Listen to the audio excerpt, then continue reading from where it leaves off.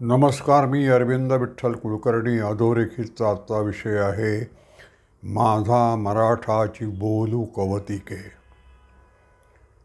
मित्रहो, सध्या आनंदाच्या बातम्या ऐकण्याचे दिवस आलेत की काय असं वाटायला लागतं. महाराष्ट्र शासनानं एक चांगला निर्णय घेतलेला आहे की येत्या शैक्षणिक वर्षापासून सर्व शाळांमध्ये मराठी हा विषय अनिवार्य केला जाणार आहे. त्या दृष्टीनं पूर्वी निर्बंध, कायदा, विधिविधान करण्यात आलेलं होतं, पण त्याची कार्यवाही कठोरपणे होत नव्हती. तो विषय ऐच्छिक करायला होता. आता मराठी भाषेला अभिजात भाषेचं स्थान देण्यात आलेलं आहे आणि देवेंद्र फडणवीस यांचं सरकार नव्यानं स्थापन झालेलं आहे. तर त्यांना आपण काहीतरी चांगले निर्णय घेतो आहोत हे सिद्ध करायचं असल्यामुळे त्यातला एक चांगला निर्णय म्हणजे यापुढे मराठी हा विषय ऐच्छिक राहणार नाही.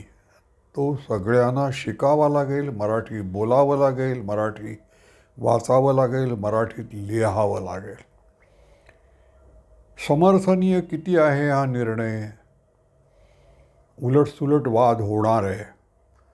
मराठी ज्यांना हवं आहे अनिवार्य शाळांमध्ये त्यांना कोणते मुद्दे मांडता येतील?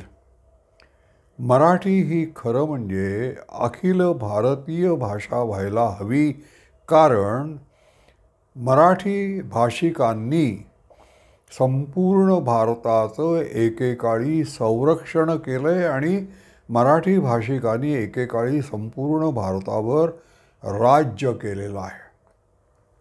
आज उत्तर प्रदेशातल्या अनेक भाषा आणि बोलीभाषा ज्या जिवंत आहेत, प्रतिष्ठा प्राप्त आहेत, त्या शिवाजी महाराजांच्या भाषाविषयक धोरणांचा परिणाम म्हणून आहेत. नाहीतर फारसीनी या भाषा गिळंकृत केल्या असत्या.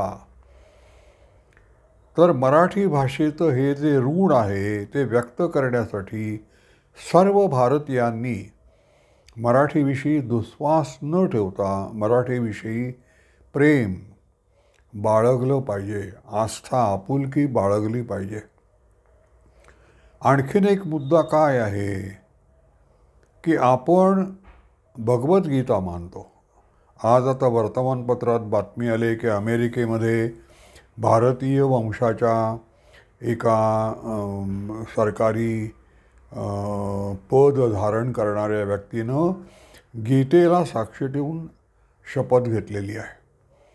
अशी जी गीता आहे त्याच्यावर भाष्य, सटीक भाष्य, सविस्तर भाष्य, काव्यात्म भाष्य सर्व भारतीय भाषांमध्ये प्रथम मराठीत लिहिलं गेलं. ते ज्ञानेश्वरांनी लिहिलं गेलं आणि ज्ञानेश्वरी ही मराठी भाषिकांचा अभिमानाचा एक परमोच्च बिंदू आहे.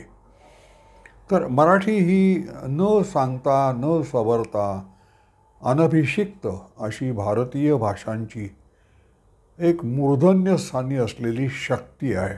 तिला मान देणं म्हणजे मराठी शिकणं आहे. मराठी आम्ही शिकणार नाही असं म्हणणं म्हणजे तुम्ही भारताचं जे शक्ती केंद्र आहे त्या शक्ती केंद्राविषयी परकेपणा दाखवणं असं होईल. आता कसं आहे की कोणतीही गोष्ट आपण शिकतो तर त्या दोन गोष्टींमुळं शिकतो. एक म्हणजे आवश्यकता आणि दुसरी म्हणजे आवड. आता मराठी भाषा ही जी अनिवार्य केलेली आहे, शिक्षण मंत्री दादा भुसे यांनी सांगितले की यापुढे दयामाया नाही, अनिवार्य म्हणजे अनिवार्य, सगळ्यांना शिकावीच लागेल. तर ही आवश्यकता निर्माण झाल्यामुळं मुलं आता शाळांमध्ये मराठी शिकतीलच. पण आवश्यकतेच्या जोडीला जर आवड असेल, आवडीतून माणूस जेव्हा एखादी गोष्ट शिकतो तेव्हा ती पटकन शिकतो, सुलभतेनं शिकतो आणि ती भाषा आत्मसात करण्यासाठी कितीही परिश्रम घ्यावे लागले तरी त्याला कंटाळा येत नाही. त्याला त्रास होत नाही. तर आवड निर्माण करण्यासाठी मराठी माणसाला काय करता येईल? वातावरण निर्मिती, वातावरण अनुकूल करणं. त्यामुळे यापुढे मराठी माणसांनी अशी प्रतिज्ञा केली पाहिजे की मी घराबाहेर पडल्यानंतर जे पहिलं वाक्य लोकांशी बोलेन ते मराठीत असेल. नंतर मग व्यवहार सुलभ होण्यासाठी समोरच्याची भाषा त्याला जर मराठी कळत नसेल तर मग मी हिंदीतून बोलेन किंवा त्याच्या भाषेतून जमलं तर बोलेन किंवा इंग्रजीतून बोलेन.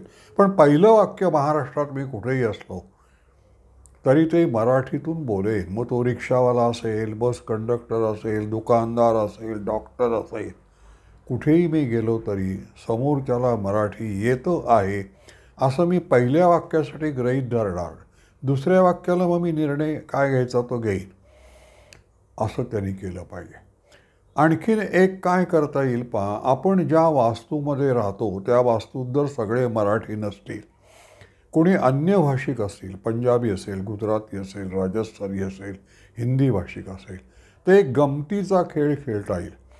मराठी भाषिकांनी कोणीतरी ठरवायचं, एक वाक्य लिहायचं प्रत्येक दिवशी. ते जो द्वारपाल खाली असतो त्याला सांगायचं की सगळ्यांकडे हे तू पोचव. म्हणजे आज तुमच्याकडे न्याहारीला काय केले आहे.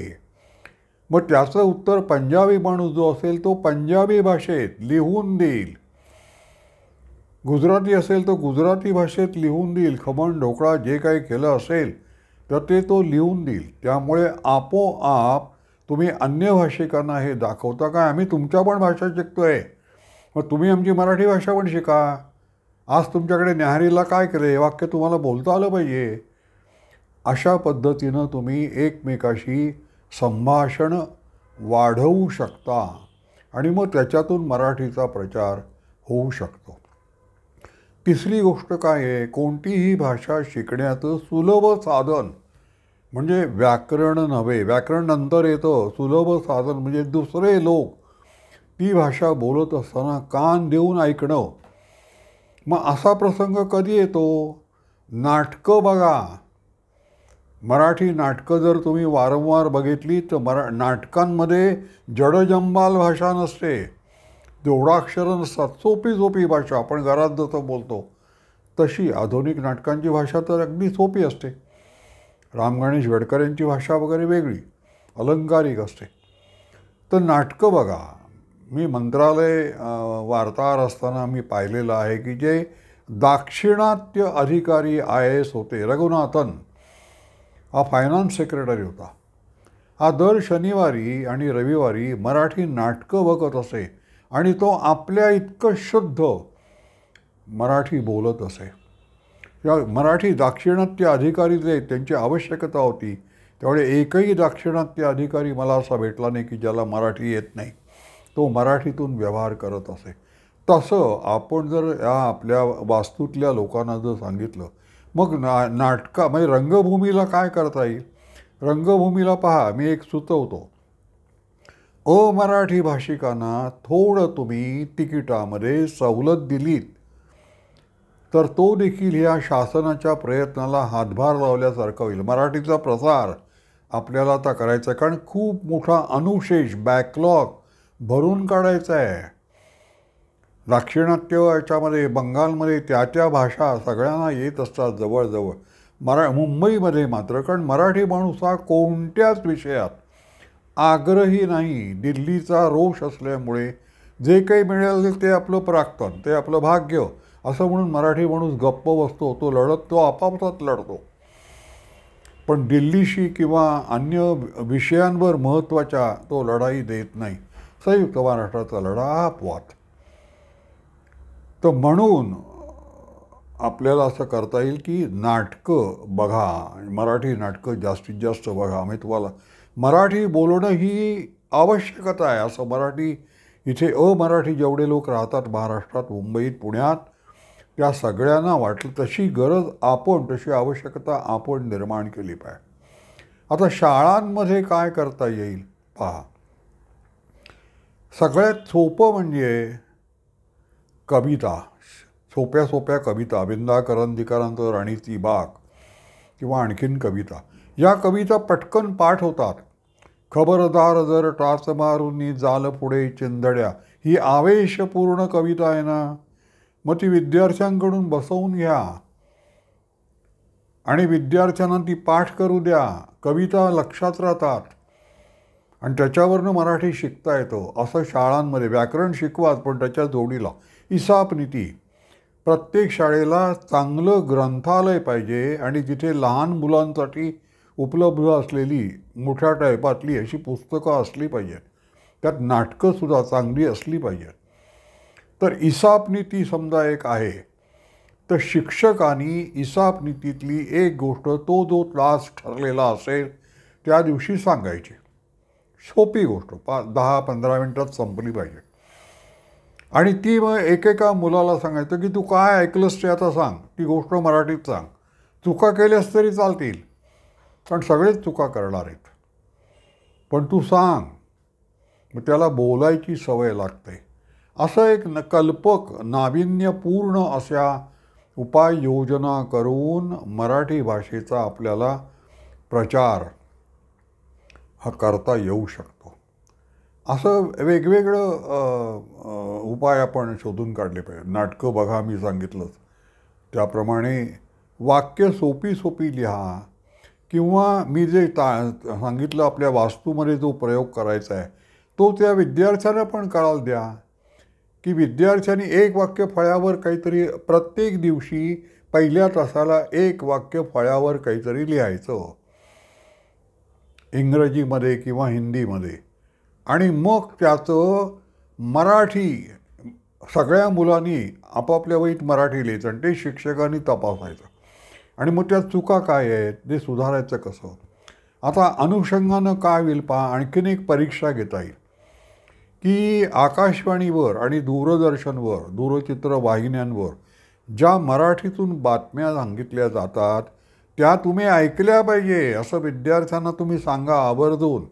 तुम्ही ऐकत जा त्या भाषा, दुसऱ्याचं ऐकलेलं. आणि मग एका तासाला असं करायचं की शाळेमध्ये दूरचित्रवाणी असते, त्याच्यावर मराठी बातम्या लावायच्या. आणि मग त्या बातम्यांमधली एखादी बातमी मोठी घटना असेल तर ती विद्यार्थ्यांना ऐकायला लावायची. मग दूरचित्रवाणी टी व्ही बंद करायचा आणि मग ती बातमी परत सांगा बरं, असं करायचं. कारण बातम्या या छोट्या छोट्या असतात आणि त्या प्रचलित घटनांविषयावर असल्यामुळे विद्यार्थ्यांना ते विषय साधारणपणे माहीत असतात. त्यामुळे मग विद्यार्थी त्या बातम्या परत परत म्हणून दाखवतील, नवीन नवीन शब्द त्यांच्या कानावर पडतील. तर बातम्या ऐकण्याची सवय, याचा अनुषंगिक लाभ काय होईल माहिती आहे. त्यामुळे आकाशवाणी आणि या दूरचित्रवाणीवर जे बातम्या सांगणारे आहेत त्यांचं पण मराठी सुधारेल. कारण आता आपल्या बातम्या तपासण्याच्या दृष्टीनं, चिकित्सेच्या दृष्टीनं ऐकल्या जातात, करमणूक म्हणून ऐकल्या जात नाहीत. अशी जेव्हा त्यांना जाणीव होईल तेव्हा ते देखील शुद्ध मराठी, चांगलं मराठी बोलू लागतील. असा अनेक प्रकारानं करता येईल. मराठीचा अभिमान जो आहे तो ही चांगली घटना आहे आणि त्याचा लाभ आपण उठवला पाहिजे. आता दुसरी मला जाता जाता एक आणखीन घटना सांगायची की एवढे चांगले निर्णय तुम्ही घेताय तर एक आणखीन निर्णय घ्या. तो म्हणजे एकदा सर्व उपाहारगृह मुंबईतली जी आहेत छोटी छोटी, या सगळ्यांना एकदा बोलवा, त्यांची परिषद घ्या आणि त्यांना सांगा की मुंबईमध्ये तुम्हाला जर हॉटेलचा व्यवसाय, उपाहारगृहाचा, भोजनालयाचा, चहा फराळाचा व्यवसाय करायचा असेल तर कमीत कमी एक डिश मराठी असली पाहिजे अनिवार्यपणे. मुंबई हे जगातलं एकमेव शहर असं आहे की जिथल्या उपाहारगृहात लोकल डिश मिळत नाही. त्यामुळे सगळे मराठी पदार्थ बाद आहेत. ते घरी जर आपल्या आईनी, बायकोनी, आतेनी, काकूनी, मावशीनी केले तर आपल्याला खायला मिळतात. बाहेर मिळतीलच असं नाही. आणि ते जे मिळतात, आता मोदक बाहेरचे मिळतात आणि खरे मोदक याच्यात कितीतरी अंतर पडलेलं आहे. तर तुम्ही उपाहारगृहांना हा विषय अनिवार्य करा की मराठी पदार्थ जर तुम्ही ठेवले तरच तुमचं जे अनुज्ञप्ती आम्ही तुम्हाला दिली जाते लायसन्स, त्याचं नूतनीकरण होईल. ना तर होणार नाही. आम्ही केव्हाही झाड घालू आणि विचारू, आहे का तुमच्याकडे मोदक, हप्पे, पोहे, शिरा, अमुक तमुक वगैरे. नावं मी अशीच घेतली. याच्याविषयी आणखीन पुरणपोळी पुष्कळ आहे आणि ती जशी मूळ होती तशी, नवीन कशी तरी नाही.